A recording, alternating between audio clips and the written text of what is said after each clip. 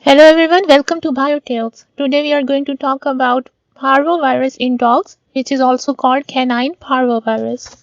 Dogs are infected with a type of virus called canine parvovirus, and the dogs which are ill from this disease are called parvo.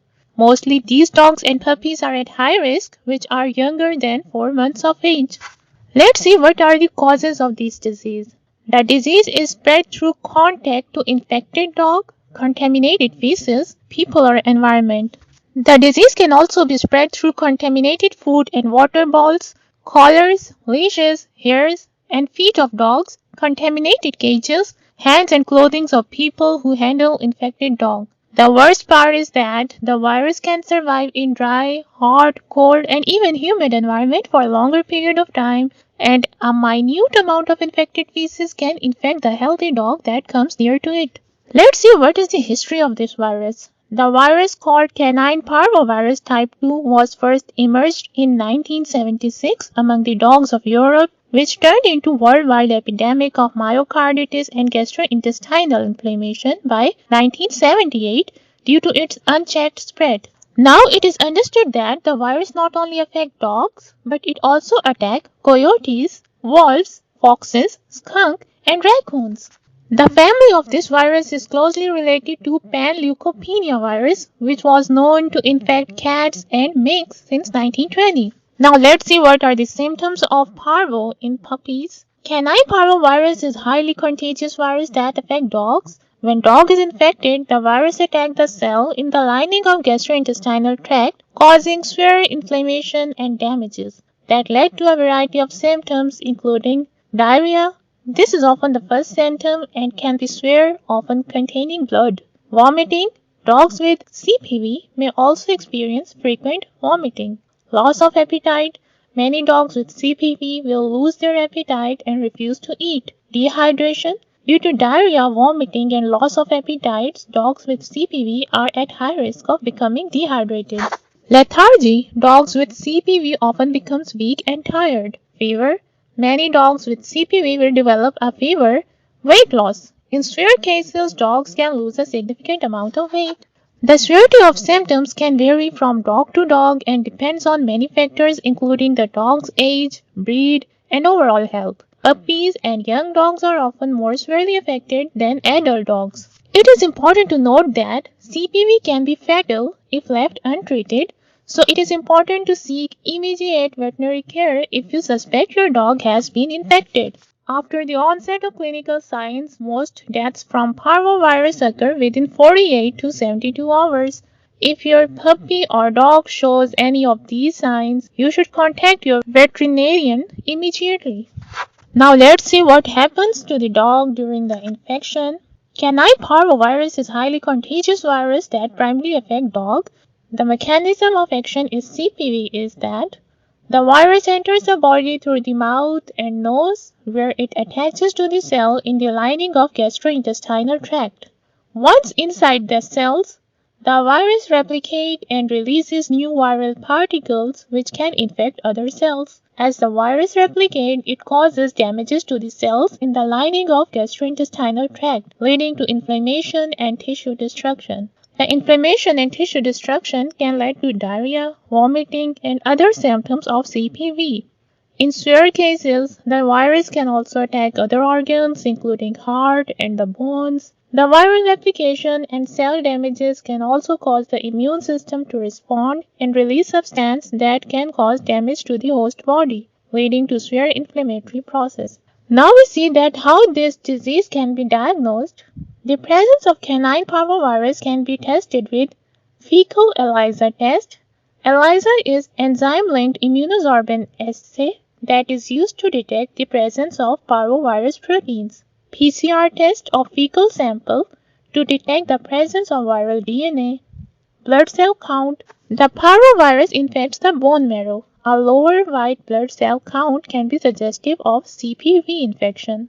If a dog has both a positive ELISA reading and a low white blood cell count, a fairly confident diagnosis of CPV may be made. Now we see what are the treatment of this disease. The treatment option of dog vary depend on severity of dog sickness. It mostly involves the supportive care and management of symptoms, A stay in hospital is necessary for dogs so that intravenous fluid could be provided, as a dog could lose a lot of nutrients from the body due to vomiting and diarrhea. Intravenous fluid is preferred because the viral affects gastrointestinal tract and it can't tolerate or absorb the important nutrients. The low blood count caused due to affected bone marrow can be boosted by blood transfusion. Antibiotics are also administered either through injections or intravenously if the intestinal bacteria entered in bloodstream. Medications are also advised to control nausea, vomiting, and diarrhea. Most of the dogs are recovered from the infection if the recovery was started on time and also develop lifelong immunity against a specific virus. Now we see that how dogs can be prevented from being infected from this virus. Prevention against canine parvovirus include vaccination, proper sanitization, and avoiding contact with infected dogs. Puppies should be vaccinated at 6 to 8 weeks of age and then boosted every 3 to 4 weeks until they are at least 14 to 16 weeks old. Adult dogs should receive booster vaccination every 1 to 3 years, depending on their risk of exposure and their lifestyle. Proper sanitation includes thoroughly cleaning and disinfecting areas where infected dogs have been can help prevent the spread of virus. Avoiding contact with the sick dogs or dogs that have not been vaccinated can also help prevent infection.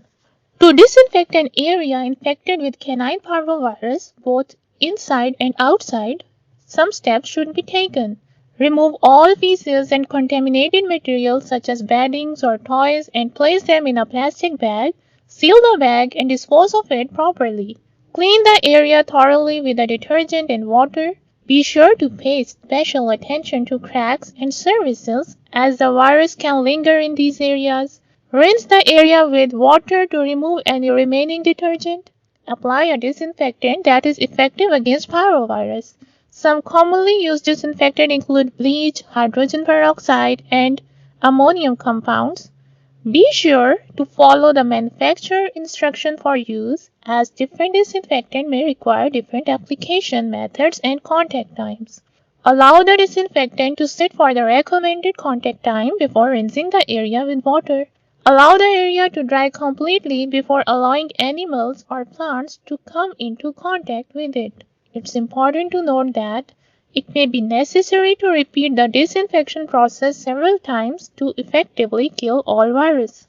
It is also important to note that parvovirus is resistant to many disinfectants and the virus can survive in the environment for several months. So it's important to use disinfectant that specifically states it's effective against parvovirus and to repeat the disinfection process several times to effectively kill all the virus. Cleaning with solution of 1 part of bleach mixed with approximately 30 parts of water is an acceptable method for disinfecting any indoor area that once housed an infected dog. There is evidence suggesting that CPV loses some of its ability to infect an animal after 1 month in an indoor environment. Outside you cannot bleach your lawn, but rain or watering can dilute the concentration of water over time. The dilution combined with the sanitizing effect of sunlight can bring the number of viruses down to an acceptable level in a few weeks. So in conclusion, parvo is potentially fatal disease. The survival rate of dogs treated by a veterinarian is 68 to 92%, and most puppies that survive the first 3 to 4 days make a complete recovery. Recovery time vary depend on the severity of the case, but it usually takes approximately 1 week for puppies to recover from parvo. So that was all about parvovirus. If you like our video, please subscribe to our channel and click on bell icon for further notification. Thank you.